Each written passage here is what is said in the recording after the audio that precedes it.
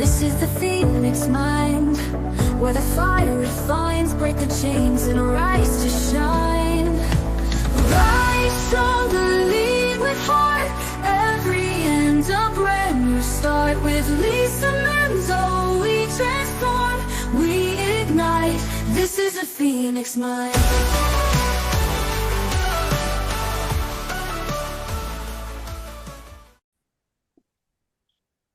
Hi, I'm Lisa Manzo, and welcome to the Phoenix Mind podcast. And today, my guest is Mark Maselli, and I'm going to tell you all about him because I'm going to read his bio. Mark is a corporate professional, author, transplant recipient who went from life-threatening illness to running a marathon just 346 days after receiving a new kidney. Drawing on the same disciplined mindset he developed as a hockey player and corporate leader, Mark created the Maselli Mindset, a framework to help others rewrite their stories, break through adversity, and live with purpose. Now an associate director at a top 5 aerospace company and a graduate of the McKinsey Management Accelerator, Mark uses his story as living proof that grit, focus, and purpose can defy the odds. Whether on stage, online, or in his book Unbreakable, his message is clear. You have the power to rewrite your story, find your purpose, fix your mindset, and pursue it relentlessly. Welcome, Mark. Thank you. Hi, how are you doing? I'm good. Thanks for being here. I appreciate your time today. So I want my audience to learn more about you. Tell us more about your story and give 2 to 3 minutes. Tell us, reel us in. Okay. All right, I'll give you the Cliff Notes version. So in 2018, I received a kidney diagnosis, or a diagnosis of a kidney disease. And it just happened to be the same kidney disease that my grandmother had and my mom had and some of her brothers. And I had witnessed firsthand what my mother and my grandmother had gone through. And so when I received my diagnosis, I was like, oh no, this is my death sentence. And because it did take my grandmother's life and it took 2 of my uncles' lives. And I had to make a choice. And I really want to emphasize choice there because we all have choices of, do we accept our fate or do we take action and fight against it? And so I decided to fight against it. I became very proactive in changing my diet, exercise, seeking out a transplant donor. And I was able to be lucky enough to receive a kidney transplant in 2023. I know I should know that. I'm trying to remember what year it is. So in November 2023, I received a kidney transplant. And when I came out of surgery, I felt different. I felt like a completely different person. And part of that was because I was actually filtering out all those toxins my body hadn't been filtering out all those years of dealing with my kidney problems. And I decided while I was recovering that I needed a new purpose in life. In fact, I kind of was just drifting and I did find my new purpose, and that was to inspire others. And I thought about how would I inspire others? And I said, why not run a marathon? And so I ran a marathon 346 days later, and I had never run a race of any distance before. I was not a runner. I played hockey, but I never really ran much. And after I ran the marathon, I was talking to some people and I told them what I had done, and they said, you should write a book. So I did, which is a marathon of its own. So, Oh, yeah. and Absolutely. here we are today, happy and strong and healthy. So that's wow. That must have been that must have been I'm trying to think of the word. Really hard. I can't think of the word I actually want to use. Getting that diagnosis, having watched it with your grandmother, your mom, your aunt, your uncles, and then you did something different, right? Right.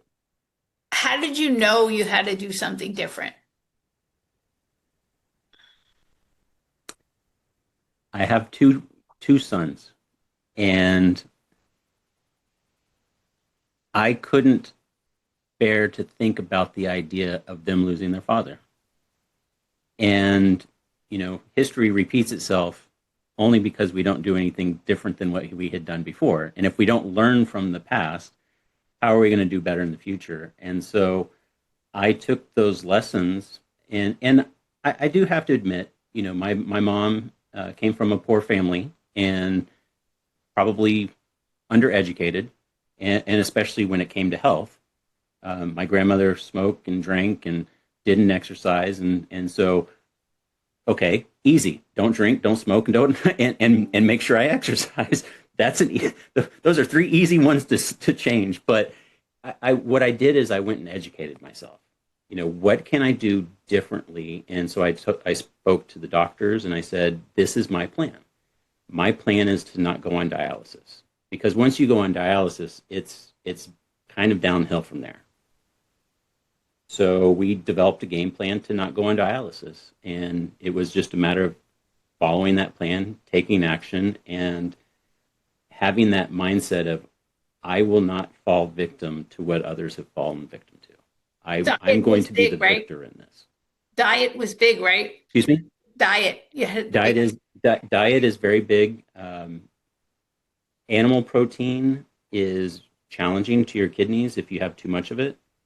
Not so much if you're perfectly healthy, eat all the animal protein you want.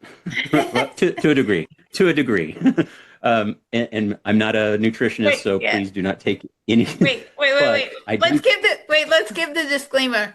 We're not giving medical advice here. Please see your own doctor. Mark is just relaying his experience.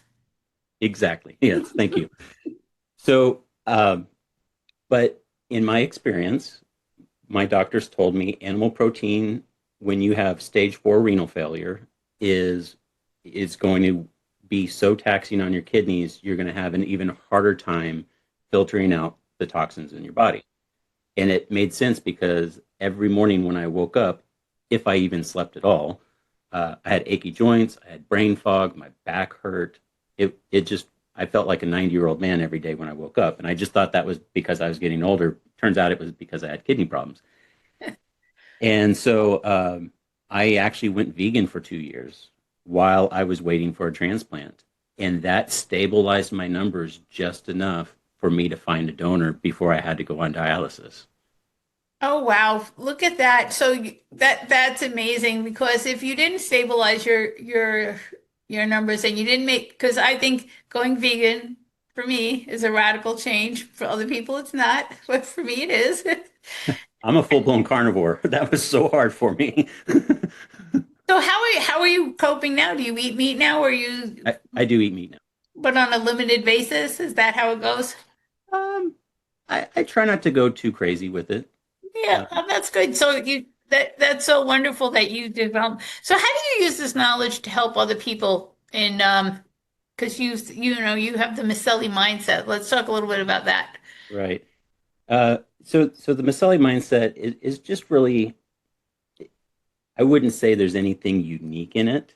I think it's all stuff that we kind of know, or if you read enough books, you could kind of put it all together. But that's the thing, is there are so many books out there on so many different things. It's like, where do you even start? And so I kind of pulled pieces of things from leadership, from sports, from books that I had read on how to develop habits, how to fix your mindset. And I kind of just put them into a kind of consolidated framework, so to speak. And I'm actually writing a couple of new books that expand on it a little bit more.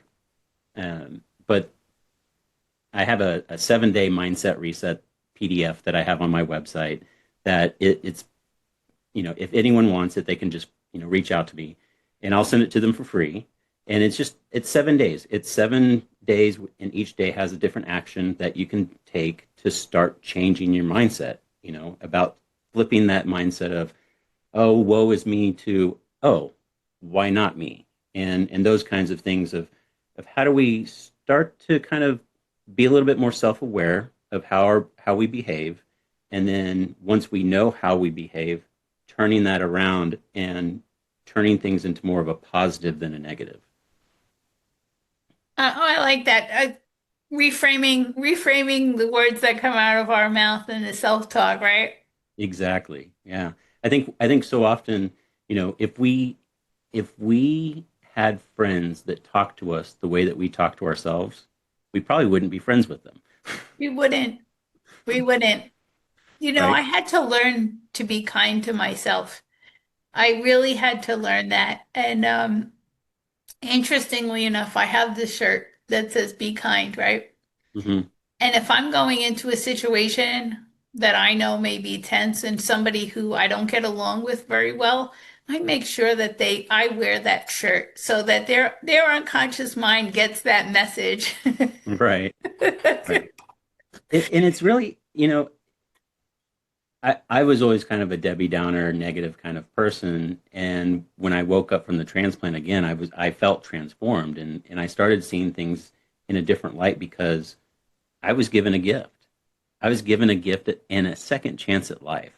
And if I just kept being negative, I would be wasting the kidney, and someone sacrificed their own kidney for me. So I felt like it was out of respect to others, especially those that are waiting on a list to get a transplant, that I do something positive with that. And so, starting an Instagram page that's filled with positivity, I have a blog on my website that's filled with positivity and tips and things that you can do to start changing your mindset. I've written the book, that it's kind of like weaves in personal anecdotes, but also things that you can do to start changing your life. And it's I wouldn't say it's easy, but I think once you get started and you build up some momentum, you'd be surprised how quickly things start changing. Oh yeah, it's just getting that momentum. It's so interesting. Like momentum is so key. I've been on this journey for quite a while now, and finally, with this podcast, I feel like I'm actually gaining some momentum and reaching a bigger audience. And I'm having people reach out to me to tell me that I'm helping them and thank you for sharing. And I've had family members tell me, why are you sharing that? So my view on that is if I share it, it leaves me and Yeah. it's not mine anymore. I've Right. shared it with all of you in my audience, and then I don't own it anymore, and it's just like a release for me. So I do feel like that sometimes. Yeah. And I think there's a ripple effect to that as well, right? I mean, you impact one person's life positively, and then they go out and impact someone's life, and then you start to see kind of like when you throw a pebble in water and you see the ripples. You're the pebble, and all that positivity going out into the universe and going out into the people's minds. And I think you know you do it enough, and enough people get on that train. It's Here's a good question for you. So after you woke up from the surgery, you said you felt like you were a different person, right? right. Did your family feel that way too? um it was interesting. My wife came in and she goes, "Did they tan you while you were in there?" Because my coloring had changed. Uh, But um I think people that know me saw how happy I was in the beginning. I'm still happy. But I think they were surprised to see that I was walking around with a smile on my face all the time, and that I was saying positive things, and that and they were kind of shocked because I'm kind of a smart aleck. I'm still am a smart aleck, but I think they were, when they wanted to gossip or when they wanted to say something negative about somebody, and I flipped it and made it into a positive thing, they were maybe taken aback a little bit because they were used to going down that negative path. And then when I tried to reframe it or flip it into something positive, their attitude changed as well, and they became positive. And the conversation was no longer about dragging things down, but it was about lifting things up. And so, yeah, I think people are starting to notice that I have transformed to a greater degree. So I find it so interesting that about just changing your language changes your life, and it's changed my life, and it's a work in progress. I'm not perfect yet. Ha ha ha. Just kidding. None of us are. And I work on it, and when I hear something that comes out of my mouth, oh, that's just not a great thought, and that's not a great not language. How can I say that better? And I Right. have friends that actually say that to me. Well, is that really serving you? Can you say that better? Do you do that with your family and your friends, or you just rephrase? I love that you just used the word serve, because now that I feel like I have a purpose, or my purpose is different than what it was before.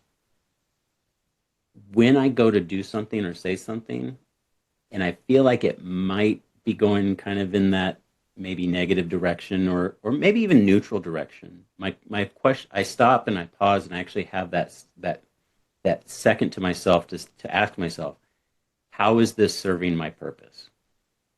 And if it's not serving my purpose, I won't do it.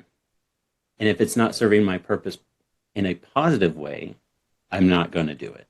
And so I found that I'm catching myself saying no to things that I normally would say yes to, or saying things in a different way that are more in alignment with what my purpose is. And it's really, it, like you said, it's a work in progress, but I feel so much better because I'm not carrying around that burden of negativity. Yeah. So going into the transplant, like you're going in there and you're getting it, you must have had a lot of emotions come up for you, like a lot of different emotions. Did you find that to be the case? Oh, 100%. 100%. I, And I, I think going into it, I mean, even the years leading up to it, I was so focused on that I had kind of put blinders on, where I lost sight of a lot of things because I was so focused on it. And in being focused on that, I almost didn't allow myself to have emotions. So the day going, walking up to the hospital, I had to stop two or three times because I was having like these massive, I wouldn't even call it panic attack or anxiety attack, but it was just the overwhelming feeling of what I was about to do. I mean, it's a big undertaking to go have surgery and have a kidney removed and a new one put in. And, am I going to wake up from this surgery? Your mind starts to drift down those roads. So so neither one of your kidneys was working? no. So the kidney disease I have is called polycystic kidney disease, and it's where these cysts grow on your kidneys, and they just get bigger and bigger and bigger and bigger. And as they get bigger and bigger and bigger, they stop working because everything's getting stretched out, Yeah, and, yeah. and the cysts overcome them. A normal kidney is about the size of your fist and maybe 6 to 8 ounces. My kidneys were 27 centimeters and 27 and a half centimeters, so about the size of an American football. Wow. And when I had the right one removed, I lost 22 pounds. Wow. Yeah, that's how big the doctor was like, it was so big I was gonna have, they cut me from like waist up to like almost where my sternum is. And he's like, I was gonna have to cut you open more and probably cut the kidney in half just to get it out. That's how big it was. Wow. That's it. That's crazy. So I have a question for you. I can't help myself, but because I'm a nurse and I don't even know that much about kidney disease, even though I am a nurse. So now that you have a new one, is it prone to the same disease or not? It won't be. No, no, because it's not made up my genetic tissue, right? Oh, so So it's completely a genetic disorder. It's not like cancer where it could metastasize. Is that the right way to say that? I yeah, think that is. metastasize. That's Yeah, the word. yeah. So yeah, it's this safe little kidney down in my right pelvic area, and I rub it every morning and say thank you, uh, practicing Gratitude. gratitude. So, and then every once in a while, like if I haven't drank enough water during the day, I'll feel a little tingle down there. I wouldn't say it's a pain, but it's like a little, it's like it's tapping on me to like, give me some water. So I'll drink some water and it'll go away. So, That's interesting. and I That's don't know if it's psychosomatic or not, but it's certainly one of those things There's that Who It cares? doesn't I'll drink matter. more water. Drink more, however you get reminded to drink more water, it's okay, right? That's Right. what works for you. Yeah. That, wow. I think that's amazing that that you had a kidney transplant and now your kidney is not your new kidney is not subjected to the old disease. That I had no idea about. So just tell me what's one of so this is a big rise from the ashes moment that came out of that. And tell me about some personal awareness you developed from this. Well, we've touched on a little bit of it, and that Tell was me more. the negativity, right? Like Yeah. I, coming out of it, I realized how negative I was in the past. Um, but I think, you know, I've taken a few emotional quotient. I think that's the word, EQ, um, about self awareness, and then after you become self aware, how do you start changing some of those things, and then also how do you interact with other people? And so I did do a lot of evaluation related to that, and thinking about, okay, who do I want to become? Do I want to stay the old Mark, or do I want to evolve and be a better person all around? Whether it's not that I was a bad person before, but it's how do I become a better version of me and continue to work on me? And you know, I found writing has been very amazing at getting a lot of those thoughts out and kind of putting them on paper almost cements your kind of philosophies, or I wouldn't call it a manifesto, but it helps you kind of really vocalize, or at least for me, by putting it on paper and really thinking through what is my philosophy on quitting, what is my philosophy on failure, and exploring those things has really helped me understand who I am and maybe who I want to be if those two things are not the same. Right. So I found that a lot of the times when if I'm confused about my emotions that are coming up and what's happening for me, I'll be like, well, who is this serving? Right? Is it serving me? Am I going to benefit from this? And if not, what can I think differently? Do you find you do, does that help? Does that come out through your writing as well?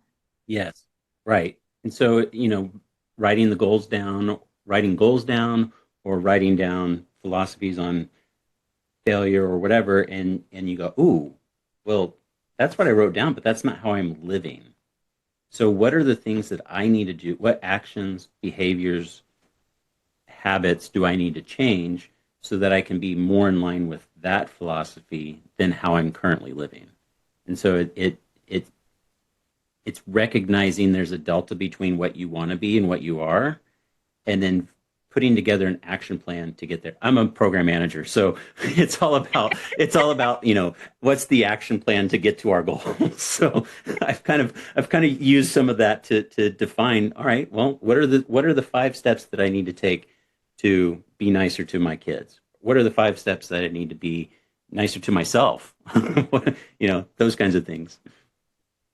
So when you had your surgery, how old were your kids? So my surgery was not quite 2 years ago. So Right. my kids would have been 17 and 16.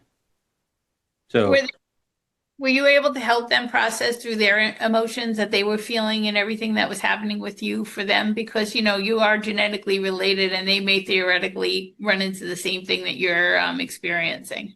right. So my oldest one we adopted, and he has his own medical issues. He's a hemophiliac, and we've had to use a lot of the same mindset principles that I've come up with in helping him grow up and not either use that as a crutch, and he's got some other challenges too, but don't lean on those as a crutch, because you are stronger than those things. And it's funny because we taught him those things, but I didn't internalize those and do those same things myself. And so when I found myself challenged with my own kidney problem, I go, what?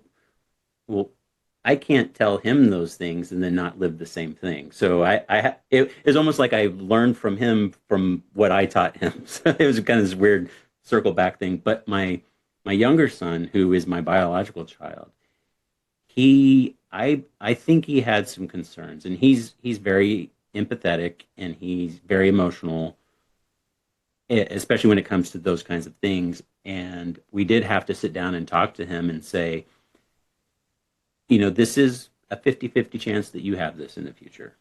And God forbid you ever have to deal with this. But hopefully by the actions I'm taking, I'm setting the example for you and showing you that it's not a death sentence, that it's not something that's going to impact your ability to live your life. And so that's been another big reason why I've chosen to live harder, not harder, live more instead of just survive, right? Or exist. Yeah, right. Thrive instead of survive. And so, I think setting that example for him has really helped him with his emotions around it. Because I think he felt like, oh, well, if dad has it, I'm going to get it and I'm going to live a terrible life. And so I had to kind of say, no, we're going to flip that. We're not going to go down that path. I'm going to be the example to show you, here's what you can and should be able to do. So That's awesome. That's awesome. I think that you're leading by example, which is such a cool thing. Not the do as I say, not as I do kind of right. person. Put your money where your mouth is, kind of thing. I agree with that. It's like, because I was my life, I was raised with the do as I say, not as I do. But this is the example you're setting, and it's like actions speak louder than words. Isn't that what they say? Right, right. So, Mark, I have two more questions for you. So, when somebody wants to learn more from you, how can they do that? Okay. So I have a website called MaselliMindset.com. My last name is Maselli, so it's just MaselliMindset.com. I've got a blog there. You have a space to register, and you'll get a weekly newsletter from me, just kind of what's been going on, some little bit uplifting kind of things. And then I have an Instagram account, and it's just at Mark Maselli. So. Awesome. And so a last piece of advice, and you can repeat something you've already said, because that just means it's that much more important, that you would give to somebody just for everyday emotional intelligence and to help them along their journey. Okay. So I kind of made a comment about, there's so much information out there that it can be overwhelming and in some cases prevent you from wanting to start. My advice would be take the first step, make that commitment, and then figure it out. You don't have to figure it out before you get started, and you don't have to be perfect. Just get started. Great advice. That's all you have to do. That's great. Some great advice. I'm in that mode right now. I don't know how this is all going to unfold, but I just know it's unfolding, and I don't have to only have to see the first few steps in front of me. And I'm Lisa Manzo, your host of the Phoenix Mind podcast, and I will see you on the next episode. This is the Phoenix Mind, where the fire refines. Together we rise, transform our lives.